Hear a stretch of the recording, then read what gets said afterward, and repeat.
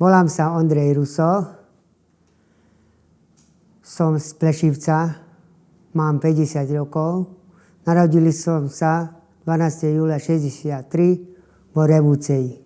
V útlom veku som začal s tým zaoberať sa, keď som chodil do školy.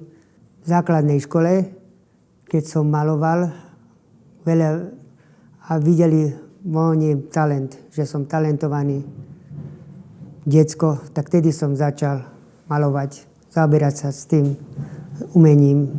A keď som bol malý, tak mal som také schopnosti, kresľárske schopnosti, poznanie farby, ale počase, keď som do Bratislavy som chodil ešte pred komunistou, keď chodil každý vojak, tak tam ma učili a poznatky dávali nám, ako kurzy a krúžky tam boli, ktorí umožnili ľuďom sa rozvíjať. Nielen mne, napríklad takí ľudia chodili tam, ktorí pripravujú na vysokú školu výtvarného umenia. Že napríklad tá Bratislava mi veľa dala v tom, lebo sme presvičili veľa vecí, ako štýly, akú charakteristiku umenia a tej techniky a technológiu. Takých 90. rokov, keď som napríklad pre Romano Lille som písal a som tvoril. Však vtedy. A chodil som do divadla Romathan. Tak vtedy som začal s tým zaoberať sa. Tak sakrálne a náboženské témy robím, portréty napríklad a také budovy robím takým spôsobom. Také starodávne budovy robím. Výtvarným umením nedá sa uživiť. Napríklad bol som Čechák, tak veľa ľudia uvedomili a hovorili takisto na vysokom úrovni. Nie ja som len amatér. Nedá sa uživiť, lebo, ako by som povedal, takisto, ako u nás je toto málo financie, málo prostriedkov na umenie.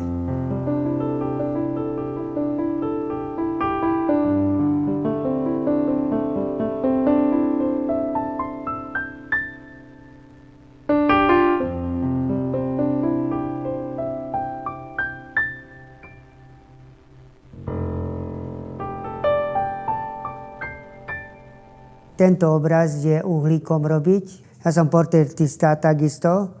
A napríklad, ako som hovoril, že niektoré veci sú náročné, napríklad ten svetlo. Aby svetlo ako vyjadroval, nie aby nebol že celkom černé, ale je dôležité v tomto, aby ten zmysel tvári dal niečo zmysel.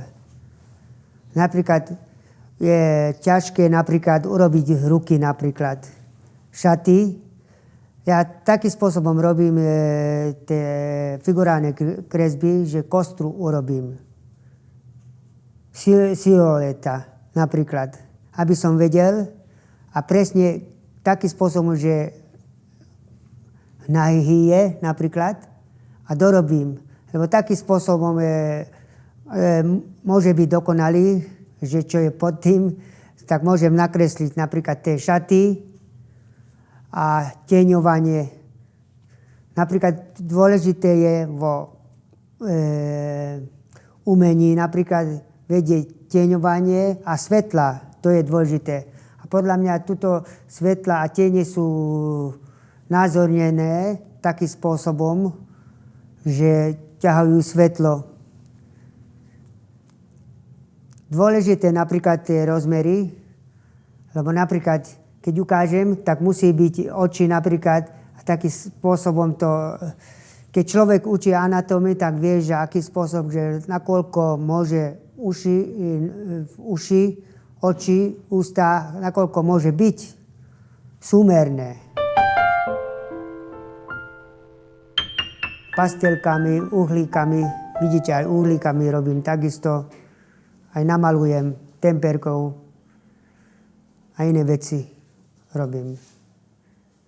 Aj s papierami, no, keď sa dá, lebo aj s papierami dá veľa vecí urobiť, len techniku treba ako treba. Stále malujem, ale mal som aj prerušené niektoré veci. 4-krát alebo 3-krát. Viete, také životnej situácii som bol a som prestal malovať. Ale to hovorím, že keď človek niečo vie, tak aj stále bude vedieť. Keď má talent človek, tak stále bude vedieť, keď aj napríklad 20 rokov nebude toto robiť, ale stále bude vo človeku.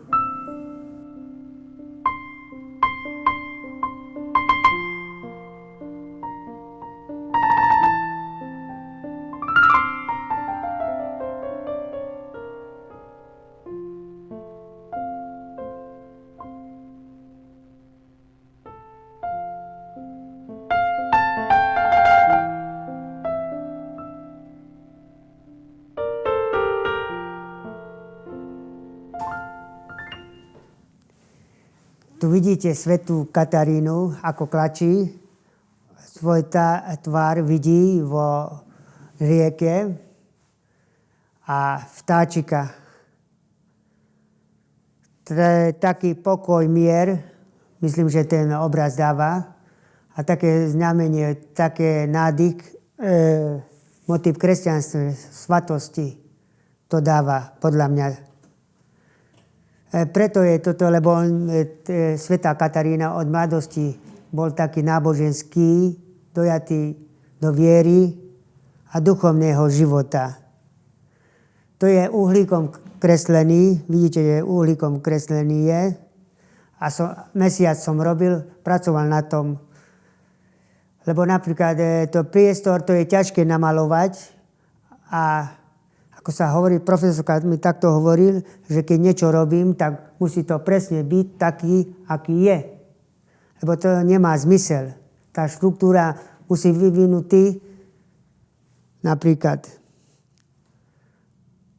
ako by som povedal, musí byť ten obraz plastický a rovnomerný. A charakterizuje to, čo chcem citovo povedať s tým obrazom. Keď človek vidí na tvár, tak každý vie, či je dobré alebo zlé. Každý môže posúdiť. To je viditeľne. Napríklad na niektorých obrazov, ako na stavby budovou, môžete nejakú chybu, ale tuto na obraze to je viditeľne vidieť. Napríklad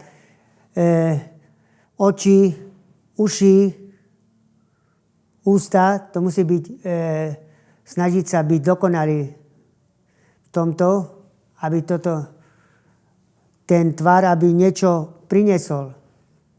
Zmysel, alebo toto, čo chce vyjadrovať. Napríklad, druhý vec, napríklad ruky. Veľa umelcov nevedia ruky robiť.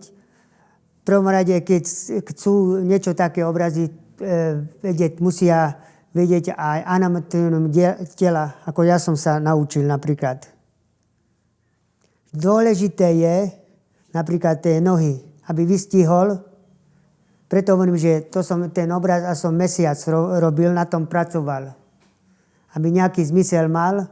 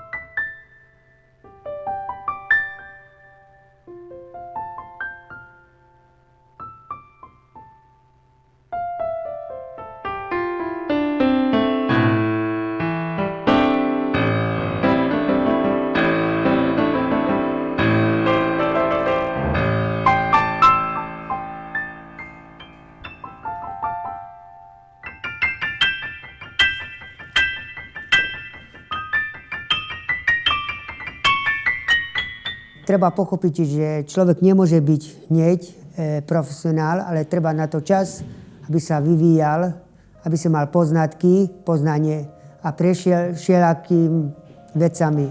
Ja verím Boha, že Boh preto dal ľuďom ten talent alebo schopnosť niečo robiť, aby to robili.